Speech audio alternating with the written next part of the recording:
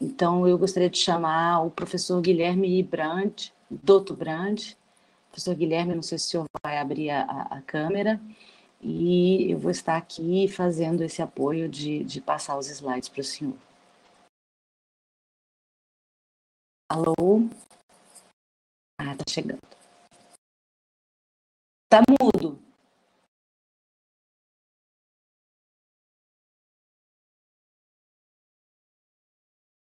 Obrigado, bom dia. Meu nome é Guilherme Dr. Brand, eu sou professor do Instituto de Química e eu vou falar um pouquinho sobre o projeto Verificação de Atividade Antiviral de Peptídeos Intragênicos Antimicrobianos. É uma linha de pesquisa que está sendo conduzida há mais de 10 anos e o tempo é bastante curto, então eu vou ser um tanto quanto breve. Próximo slide, por favor. Bom, definição de doenças infecciosas emergentes e reemergentes de acordo com a OMS é que uma doença infecciosa emergente é aquela que apareceu e afetou uma população pela primeira vez, mas está em franca expansão, enquanto aquelas que são reemergentes são aquelas que já foram detectadas, mas cujos números declinaram ou foram controlados e que voltaram a aparecer. Aqui a gente tem um mapa mundi com alguns exemplos de algumas doenças, né, como a própria SARS, né, doenças de origem tanto viral quanto bacteriana. Próximo slide, por favor. Então, são estimados aproximadamente 1,67 milhões de espécies virais de famílias sabidamente zoonóticas, e dentre essas, acredita-se que de 631 a 827 mil desses vírus possuem potencial de cruzar essa barreira e começar a infectar humanos, né? Isso diz, então, que existe uma pressão muito grande, ou seja, os números são bastante significativos e existe uma indisponibilidade de fármacos específicos e de alta eficiência, que são aqueles que requerem um conhecimento específico da biologia de cada um desses micro-organismos, como, por exemplo, estrutura de proteínas, etc. Além disso, não tem como você desenvolver, existe baixa viabilidade econômica de você desenvolver fármacos de maneira preventiva para tanto ou para um número tão elevado de micro-organismos, o que faz, então, que cada vez que surja, né, uma nova infecção viral, alguns fármacos sejam reaproveitados. Eu trouxe aqui 3, ivermectina, hidroxicloroquina e nitazoxanida. São 3 fármacos que estão sendo, ou que têm atividade comprovada in vitro contra SARS-CoV-2 e que são reconhecidos como inibidores virais amplos. Por exemplo, a ivermectina atua numa proteína que existe no vírus da dengue. A hidroxicloroquina, ela atua na prevenção da acidificação endossomal, que é um processo comum em vários vírus. E a nitazoxanida, ele atua na maturação de algumas proteínas, como a hemaglutinina do vírus da gripe H1N1, né? Adiante, por favor. Bom, então existe essa necessidade de fármacos de primeira linha de combate com ação pouco específica, objetivando atuar em características comuns. Normalmente se pensa, então, em proteínas comuns. Entretanto, deve-se pensar que a maioria dos vírus emergentes são envelopados, eles apresentam uma bicamada lipídica, como a gente pode ver nesse esquema aqui do SARS-CoV-2, que está sendo, então, envolto por uma bicamada lipídica. Dentre eles, então, a gente tem que os vírus da varíola, os vírus causadores da febre hemorrágica, que são os arenaviride, filoviride, buniaviride, flaviviride, o enipavírus e o coronavírus. Todos esses são envelopados, né? Essas partículas virais, elas apresentam algumas características diferenciais em relação às células eucarióticas, que são a presença de fosfolipídios como fosfatidiletanolamina e fosfatidilcerina, sendo que fosfatidilcerina apresenta uma carga negativa, né? Entretanto, a gente tem pouca informação acerca da composição, né? São ricas também em colesterol e esses fosfolipídios são considerados importantes no processo de fusão. Além disso, elas apresentam uma curvatura bastante alta em relação às células eucarióticas, ou seja, existe uma tensão que gera uma curvatura nessas partículas virais, né, esses envelopes. Adiante, por favor. Então, a membrana viral e o processo de fusão como alvo de fármacos inespecíficos. Então, uma das ideias, uma das possibilidades é utilizar essa composição diferencial da membrana viral como fonte de fármacos inespecíficos. Uma dessas fontes, ou uma dessas formas de ação, seria a atuação direta pela desestabilização da membrana viral, ou seja, uma atividade virucida, uma atividade direta, né, que é exercida por uma série de moléculas, principalmente os chamados HDPs, que são os peptídeos de defesa de organismos, né, ou então a partir da atuação na inibição da maquinaria fusional, que é conservada na maior parte dos vírus envelopados. Aqui a gente tem a representação, o SARS-CoV é um dos exemplos, né, você tem, então, algumas proteínas que residem na superfície do vírus, que, mediante algum estímulo, como redução de pH ou mesmo uma clivagem enzimática, fazem com que essa proteína mude de conformação, expondo uma porção N-terminal, que atua como uma espécie de um gancho, né, que fusiona com a membrana eucariótica, expondo, então, essa região representada em azul no esquema, que é um domínio hidrofóbico, que apresenta afinidade por essa região em roxo. No momento que ele apresenta afinidade, essa estrutura chamada de pré-herpina, ou pré-grampo, ela, devido à afinidade, então você tem a aproximação das membranas e a indução do processo de fusão. É muito comum, então, o desenho de moléculas de natureza peptídica, né, que atuem como inibidores de fusão, por serem complementares a essa região representada em azul como domínios hidrofóbicos. Devido à complementariedade, você tem, então, a inibição desse processo fusional. Adiante, por favor. Como exemplo, então, de drogas de natureza peptídica, de ação ampla, eu trouxe a catelicidina LL37. Essa é uma molécula conhecida, ela é produzida, então, por mamíferos, né, inclusive essa daí é produzida por humanos, né, e nesse experimento aqui, ou demonstrando que tem potencial ação em vivo, que é sempre uma das críticas que se faz a drogas de natureza peptídica, foi demonstrado que a partir da nebulização da catelicidina LL37 em ratinhos, em camundongos que foram previamente infectados com o vírus H1N1, né, que é um sorotipo PR8, né, e tratados, então, por nebulização com LL37 embaralhado e por uma droga referência chamada zanamivir, você teve, então, um efeito bastante similar do LL37 com o zanamivir, demonstrando que drogas de natureza peptídica têm, sim, potencial.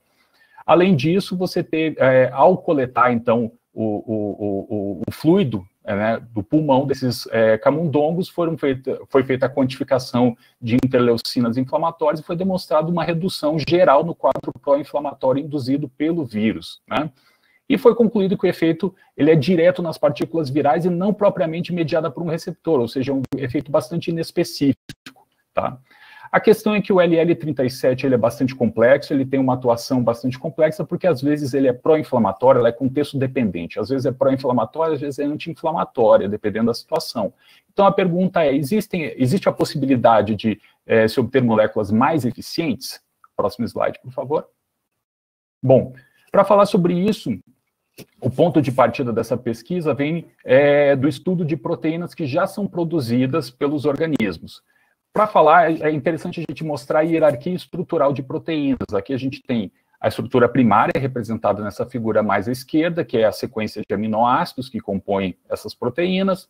Você tem uma organização espacial dando origem a estruturas secundárias. Essa organização ela é localizada a priori.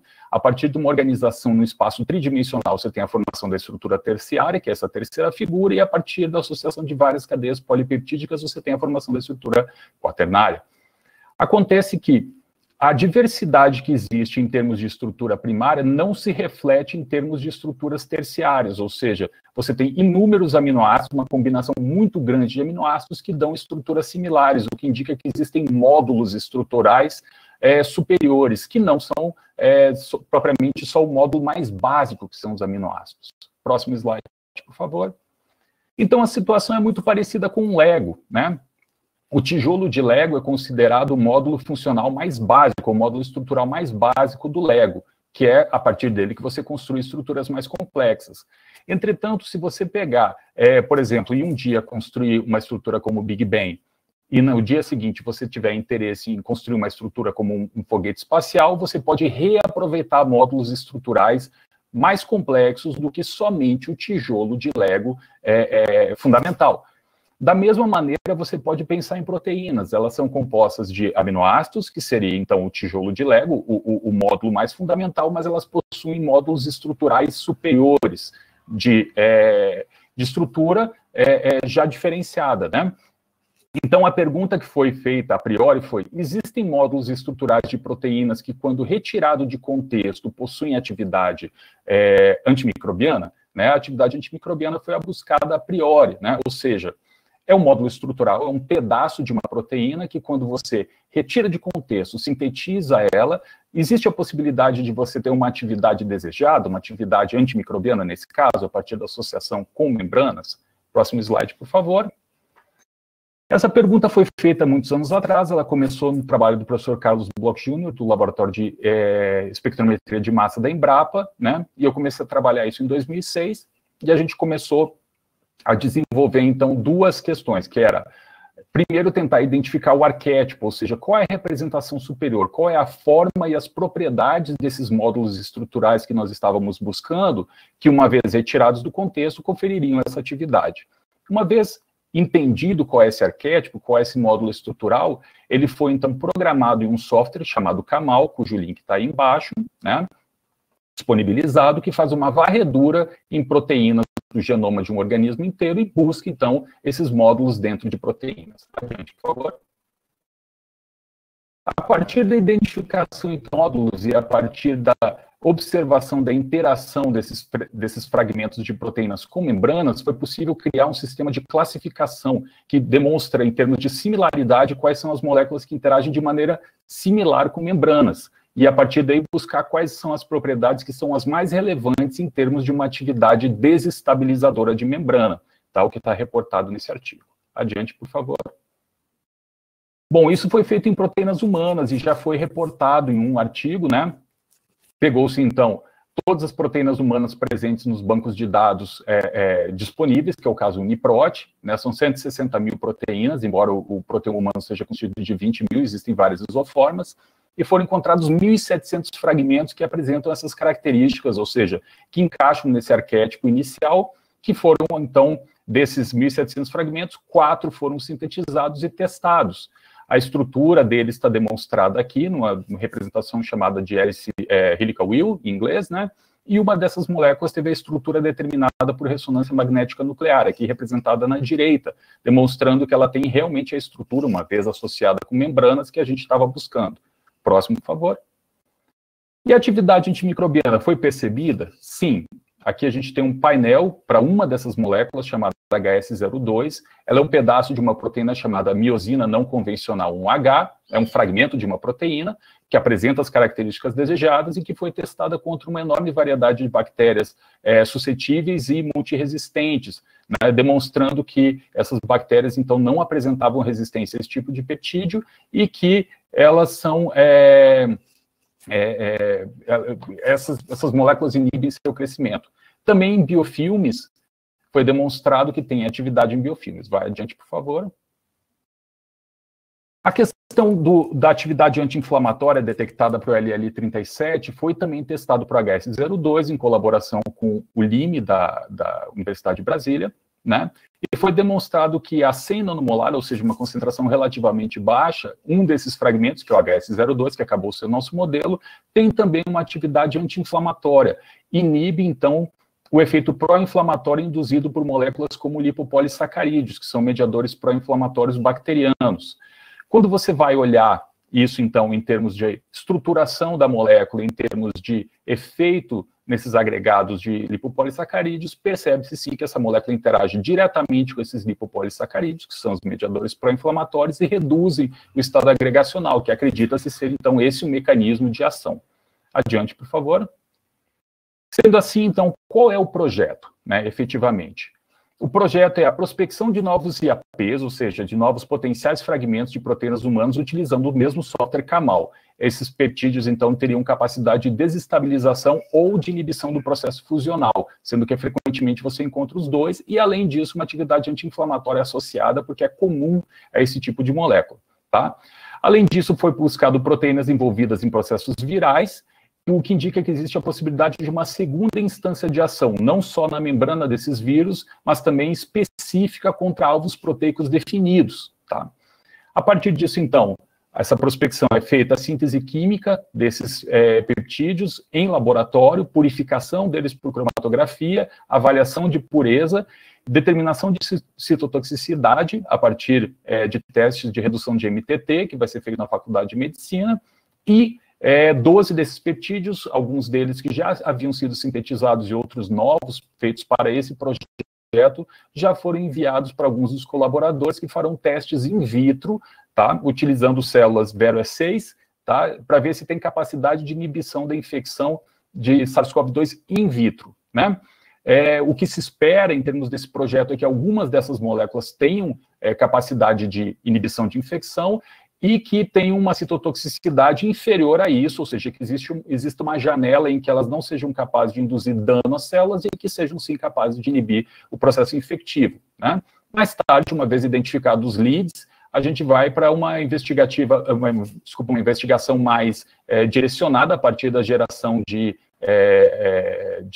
análogos, né? Buscando, então, otimização. Esses testes vão ser feitos pelo professor João Gonçalves, na Faculdade de Farmácia da Universidade de Lisboa, e pelo professor Lúcio Freitas Júnior, da Universidade de São Paulo. Tá? Esses já estão em andamento. Aqui algumas referências, como eu sei que falei bastante rápido, quem tiver interesse pode buscar algumas das referências que já estão publicadas sobre essa linha de pesquisa. Adiante, por favor.